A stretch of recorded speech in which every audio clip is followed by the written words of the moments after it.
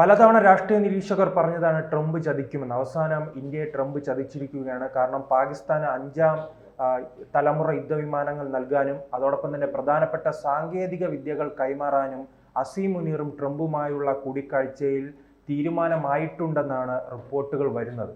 അങ്ങനെ ആ ആയുധങ്ങൾ വരികയാണെങ്കിൽ അത് ആർക്കെതിരെ ഉപയോഗിക്കുമെന്നത് വ്യക്തമാണല്ലോ. ഒന്നും പേടിക്കണ്ട, വളരെ കൂളായിട്ട് ഒരു ചുക്കും സംഭവിക്കാൻ പോകുന്നില്ല. ഇപ്പോൾ നമ്മൾ നോക്കുമ്പോൾ G7 എന്ന് പറയുന്ന വളരെ പ്രധാനപ്പെട്ട ഒരു ഉച്ചകോടിയിൽ നിന്ന് ഇദ്ദേഹം നമ്മുടെ മോദി അങ്ങോട്ട് ചെല്ലുന്നതിന് തൊട്ട് മുമ്പേ എടുത്തിയാടി പുറപ്പെട്ടു പോയി പേടിച്ചോടിയതാണ്. മോദി എന്നാൽ 2 വർത്തമാനം പറയുമെന്നറിയാം. കുറച്ച് നാളായിട്ട് അവകാശം എട്ടുകാലി മമ്മൂഞ്ഞനെ പോലെ പറഞ്ഞുകൊണ്ട് നടക്കുന്നത് ഇയാളാണ് ഇവിടെ ഇന്ത്യയും പാകിസ്ഥാനും തമ്മിൽ സമാധാനം ഉണ്ടാക്കിയെന്നും പറഞ്ഞ് കുറച്ച് നാളായിട്ട് ഇയാൾ എന്ത് സമാധാനം ഉണ്ടാക്കിയെന്നാണ് ഈ പറയുന്നത്. പാകിസ്ഥാൻ നിങ്ങളുടെ കാല് പിടിക്കാൻ വന്നു, അതിന് ഇന്ത്യയുമായിട്ട് ഒത്തുതീർപ്പുണ്ടാക്കിയിരുന്നു.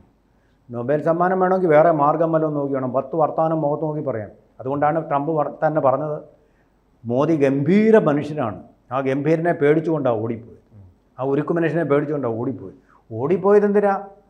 ഒരു പ്രണയിനി വരുന്നുണ്ട്, പ്രണയാർദ്രമായിട്ട് അവളെ ഇങ്ങനെ സ്വീകരിക്കാൻ വേണ്ടി ഓടിപ്പോയതാണ്. അവൾക്ക് ഉച്ചവിരുന്നൊരുക്കുന്നു. മട്ടനും മുട്ടനും പന്നിയിറച്ചിയും കോഴിയിറച്ചിയും മാട്ടിറച്ചി ആട്ടിറച്ചി സകലമാന ഇറച്ചിയും വെച്ചിട്ട് മൂക്കറ്റൻ ചാപ്പാടെല്ലാം ഒരുക്കി വെച്ചിട്ട് വിളിച്ചിരിക്കുക.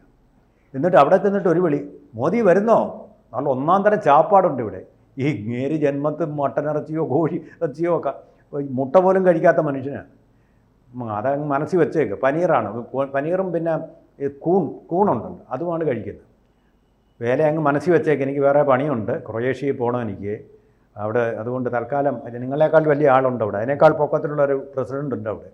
ഞാൻ അവിടെ പോയി കണ്ടേച്ച് അവിടെ പോയി ചാപ്പാട് കഴിച്ചോളാം, വെജിറ്റേറിയൻ എനിക്ക് കിട്ടും എന്നും പറഞ്ഞ് പോയി. ഇയാളുടെ സലാം എന്ന് പറഞ്ഞിട്ട് പോയി. വലിയൊരു ചതിയായിരുന്നത്. അസീം മുനീറിനെയും പ്രധാനമന്ത്രിയെ ഒരുമിച്ചിരുത്തി ആ ഭൂലോക ദുഷ്ടൻ പരനാറിയുടെ ഒപ്പം മോദിക്ക്, ഇന്ത്യയുടെ പ്രധാനമന്ത്രിക്ക് 140 കോടി ജനങ്ങളെ പ്രതിനിധാനം ചെയ്യുന്ന ഈ പ്രധാനമന്ത്രി ഒരുമിച്ചിരുത്താനായിരുന്നു ഈ കശ്മലൻ വിവരദോഷിയായ ട്രംപിൻ്റെ ശ്രമം. അതിനുവേണ്ടിയാണ് ഓടിച്ചാടി പോയത്, കാമുകിയെ കാണാൻ വേണ്ടി. സഹിക്കത്തില്ലല്ലോ, സ്നേഹം അങ്ങ് വരിക. അദ്ദേഹം തന്നെ പറഞ്ഞു പാകിസ്ഥാനെ സ്നേഹിക്കുന്നു. ആ സ്നേഹമാണ് ഈ പ്രണയിയായിട്ടുള്ള ഫീൽഡ് മാർഷൽ അസിഫ് മുനീറിനോട് ചെയ്തത്.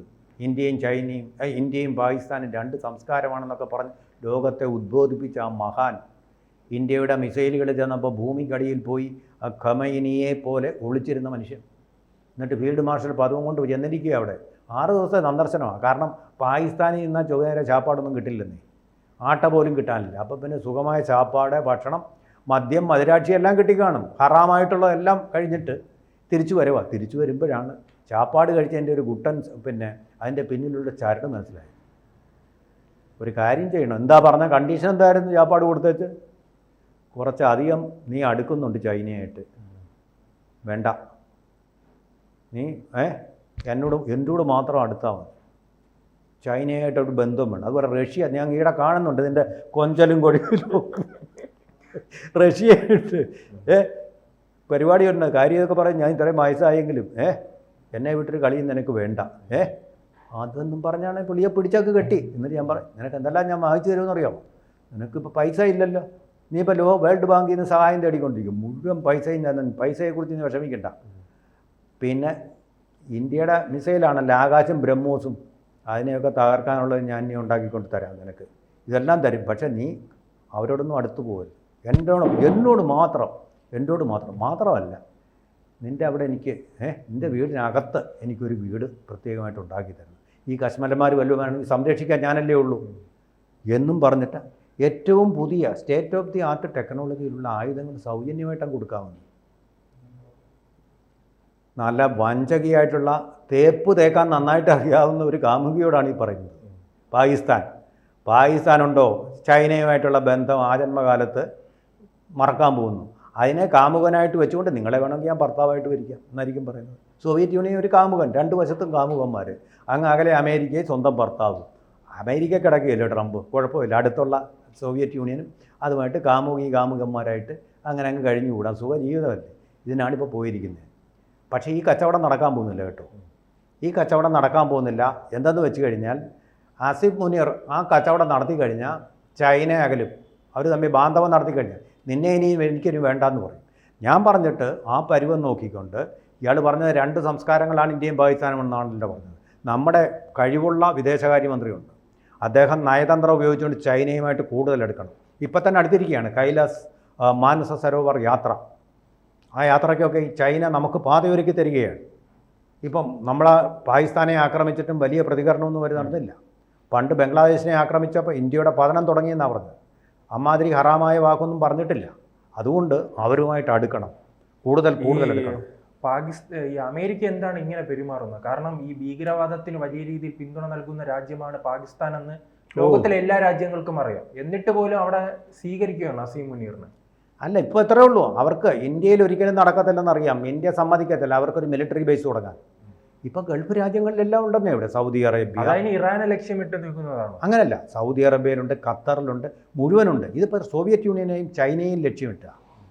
എന്തെങ്കിലും അവരിൽ നിന്ന് ഭീഷണി വന്നു കഴിഞ്ഞാൽ അവരെ അറ്റാക്ക്. ചൈനയ്ക്ക് ഭീഷണിയായിട്ടാണ്. സമ്മതിക്കുമോ ചൈന സമ്മതിക്കുമോ? ഒന്നും വിചാരിക്കുന്നുണ്ടോ? തൈവാനെ രക്ഷിക്കാൻ. അതാണ് തന്ത്രം. ഇന്ത്യക്കെതിരെ അല്ല, പക്ഷെ ഫലത്തിൽ ഇന്ത്യക്കെതിരെ വരും. ആയുധങ്ങൾ പിന്നെ യുദ്ധം വന്നു കഴിഞ്ഞാൽ ആയുധങ്ങൾ ആർക്കെതിരെയാണ് പ്രയോഗിക്കണമെന്ന് അതിനകത്ത് എഴുതി വെച്ചിട്ടുണ്ടോ? അപ്പോൾ ഇന്ത്യയിലേക്ക് മാത്രം അല്ല, തൈവാനിലേക്ക് മാത്രമേ, സോവിയറ്റ് യൂണിയനിലേക്ക് എങ്ങോട്ടും പോകുന്നത്? മനസ്സിലായില്ലേ? അങ്ങനെ വരും. അതുകൊണ്ട് ചൈനയുമായിട്ട് നമ്മൾ വളരെ തന്ത്രപരമായിട്ട് അടുക്കണം. ഈ വിശ്വസിക്കാൻ പറ്റാത്ത അമേരിക്കയെ കളഞ്ഞിട്ട് സോവിയറ്റ് യൂണിയനുമായിട്ട് അടുക്കണം. യുദ്ധത്തിനോടൊപ്പം നമ്മളോട് റഷ്യയുമായി ബന്ധം ഇന്ത്യ മുൻപ് തന്നെ ഉണ്ട്, പക്ഷേ ചൈനയെ വിശ്വസിക്കാൻ കഴിയുമോ? അല്ല, കൂടുതൽ എടുക്കണം. ഈ അടുപ്പം പോരാ, സ്ട്രാറ്റജിക് ആയിട്ടുള്ള പാർട്ട്ണർഷിപ്പ് വേണം. അവിടെ നിന്നുള്ള ഏറ്റവും പുതിയ നമ്മളിപ്പോൾ പെട്രോളേ വാങ്ങുന്നുള്ളൂ, സോവിയറ്റ് യൂണിയൻ ഇറാനിൽ നിന്നും പെട്രോളേ വാങ്ങുന്നുള്ളൂ. അത് തുടരണം. അമേരിക്കയെ ധിക്കരിച്ചുകൊണ്ടാണ് നമ്മൾ ഇറാനിൽ നിന്ന് പെട്രോൾ വാങ്ങിക്കുന്നത്. വളരെ വില കുറച്ച് കൊടുക്കും. അതുപോലെ ചാബഹാർ തുറമുഖം അത് വികസിപ്പിക്കണം. ഇറാനിലാണത്. ഇന്ത്യക്ക് വലിയ സാമ്പത്തിക നേട്ടം ഉണ്ടാക്കുന്നത്, നമ്മുടെ വളർച്ചയെ ത്വരിതപ്പെടുത്തുന്ന ഒന്നാണത്. അത് തുടരാം. പാകിസ്ഥാൻ എന്ന് പറയുന്ന ചതിയൻ രാഷ്ട്രത്തെയും അമേരിക്ക എന്ന് പറയുന്ന ചതിയൻ രാഷ്ട്രത്തെയും ഒറ്റപ്പെടുത്തണം നമ്മൾ. അതാണ് വേണ്ടത്. സ്ട്രാറ്റജിക്ക് നമ്മൾ റീജിയണൽ പവേഴ്സ്, നെയ്ബർ നെസ്റ്റാണ് വേണ്ടത്. അതൊക്കെ അറിയാവുന്ന ആളാണ് ജയശങ്കർ.